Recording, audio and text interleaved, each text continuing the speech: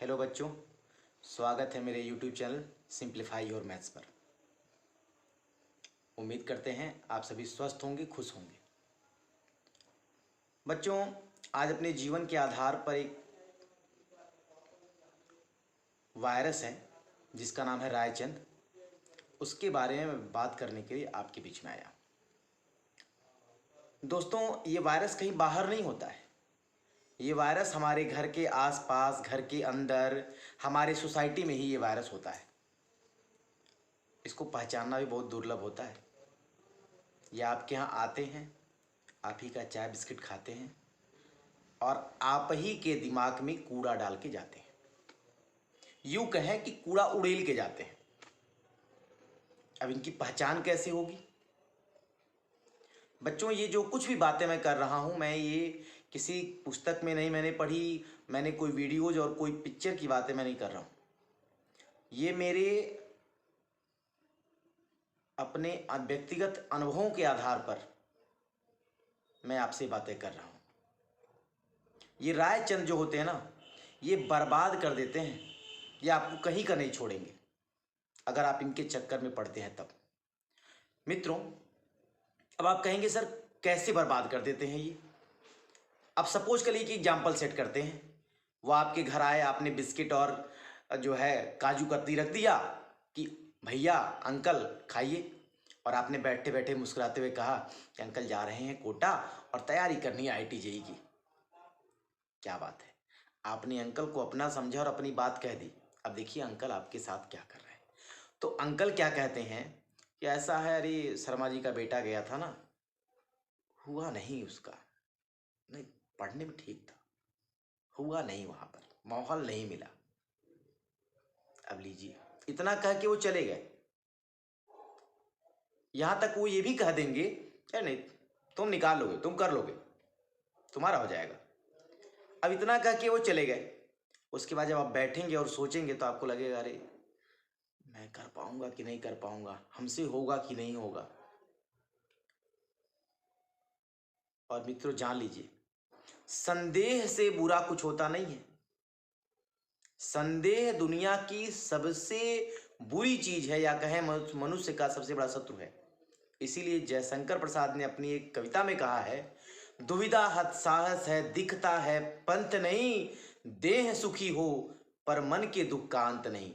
दुविधा हत साहस यानी कि उत्साह को मार देती है। दुविधा हत साहस है दिखता है पंथ नहीं। जिस इंसान के अंदर दुविधा बस जाती है, उसको रास्ता दिखाई नहीं देता है, वह पथ भ्रमित हो जाता है।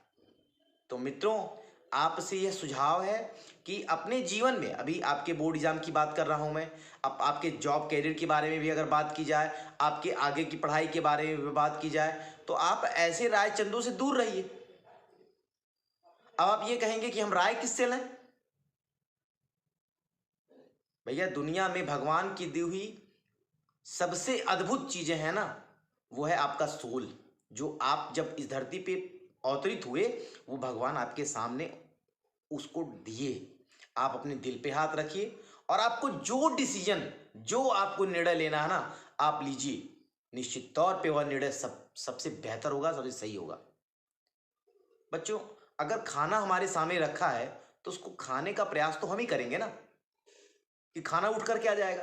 तो ऐसे जिंदगी में अगर किसी भी चीज़ के, आज हम बोर्ड एग्जाम के बारे में बात कर रहे हैं, जॉब के बारे में बात करें, कैरियर में आगे की पढ़ाई के बारे में बात करें, घर बसाने के बारे में बात करें, किसी भी चीज़ के बारे में अगर बात करें, तो प्लान अगर हमारा होगा तो एक्शन भी तो हमारा होगा।